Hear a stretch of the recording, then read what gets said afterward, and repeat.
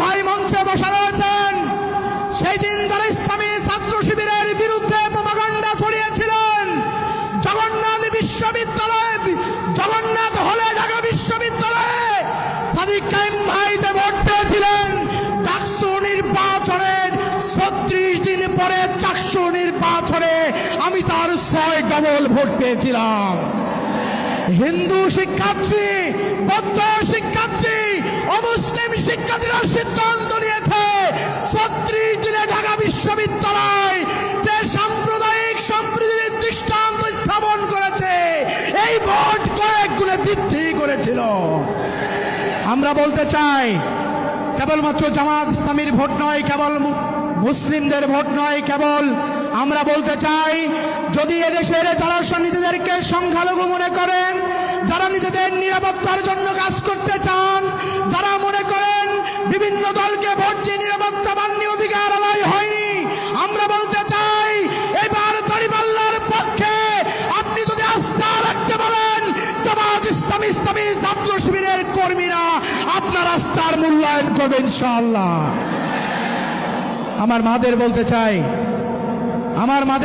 চাই, 2013, 14, 15 সালের আন্দোলনে আপনারা আপনাদের সন্তানদের জন্য, আপনাদের ভাইদের জন্য, পরিবারের জন্য যেই ভূমিকা পালন করেছেন, আমরা বিশ্বাস করি আমার যে মায়েরা 12, 13, 14 সালে যেই ভূমিকা পালন করেছেন, এই 26 সালের নির্বাচনে হযরত মাইশার মতো, ফাতেমার মতো ভূমিকা নিয়ে যদি চাঁপাইনবাবগঞ্জের মাটিতে প্রত্যেকটি ঘরে ঘরে পৌঁছে যেতে পারে, যারা বড় দল নিজেদেরকে মনে করে, তাহলে অস্তিত্ব চাঁপাইনবাবগঞ্জে থাকবে না ইনশাআল্লাহ।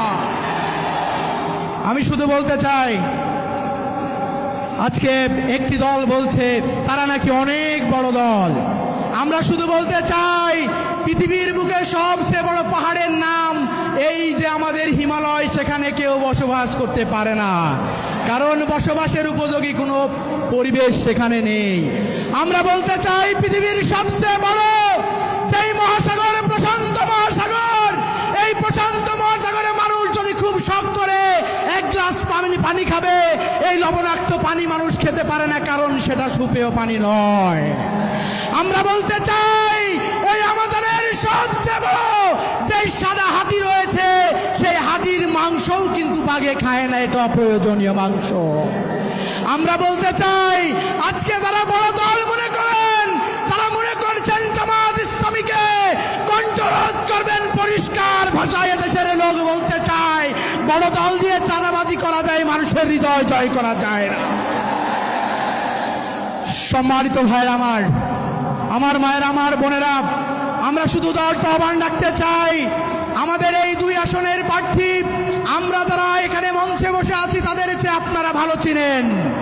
এই কৈশোরের নুরুল ইসলাম বুলবুল, এই শৈশবের নুরুল ইসলাম বুলবুল, এই যৌবনের নুরুল ইসলাম বুলবুল, ইসলামী ছাত্র শিবিরের কেন্দ্রীয় সভাপতি নুরুল ইসলাম বুলবুল, ঢাকা মহানগরীর সম্মানিত আমির নুরুল ইসলাম বুলবুল তাকে ভালো করে চিনেন। তার গায়ে এখন পর্যন্ত সামান্য পরিমাণ কাদা কেউ লাগাতে পারেনি। আমরা শুধু এতটুকু বলতে চাই, জুলাই গণঅভ্যুত্থানের পরে এদেশের মানুষ আকাঙ্ক্ষা নিয়ে দাঁড়িয়েছিল, যাদের হাত ধরে জুলাই গণঅভ্যুত্থান হয়েছিল, তারা সামনের দিকে নেতৃত্ব দিয়েছিল, তাদের উপর আস্থা রেখেছিল, কয়েক মাসের ব্যবধানে সেই আস্থায় আস্তে আস্তে চিড় ধরতে শুরু হয়েছিল। আজকে তাদের দুর্নীতির কারণে, তাদের ক্ষমতার অ্যাক্সেস পাওয়ারের কারণে সারা বাংলাদেশের মানুষ আর আস্থা রাখছে না। আজকে আস্থার জায়গায় পরিণত হয়েছে ইসলামী ছাত্র শিবির। সম্মানিত ভাইরা আমার, বন্ধুরা আমার, উদারত আহ্বান রাখতে চাই, 2026 সালের এই ত্রয়োদশ সংসদ নির্বাচনে আমরা সারা বাংলাদেশ থেকে আপনাদের দিকে তাকিয়ে থাকতে চাই। আমরা আশায় বুক বাঁধতে চাই, আগামী দিন জামাত ইসলামী দেশ সংসদ গঠন করবে, জামাত ইসলামী যে মন্ত্রী পরিষদ গঠন করবে, এই পরিষদের গুরুত্বপূর্ণ মন্ত্রণালয়ে দায়িত্ব পালন করবেন আপনাদের এমপি মন্ত্রী নুরুল ইসলাম বুলবুল ভাই। এই আশা রাখতে পারি ইনশাল্লাহ। আমরা চাই আগামী দিনে সৎ লোকের শাসন কায়েম হবে, তরুণ আর যুবকরা উমরের মতো, খালিদের মতো আবার আল্লাহু আকবার স্লোগান তুলবে ইনশাআল্লাহ। সবাইকে ধন্যবাদ জানিয়ে আমি আমার বক্তব্য শেষ করছি।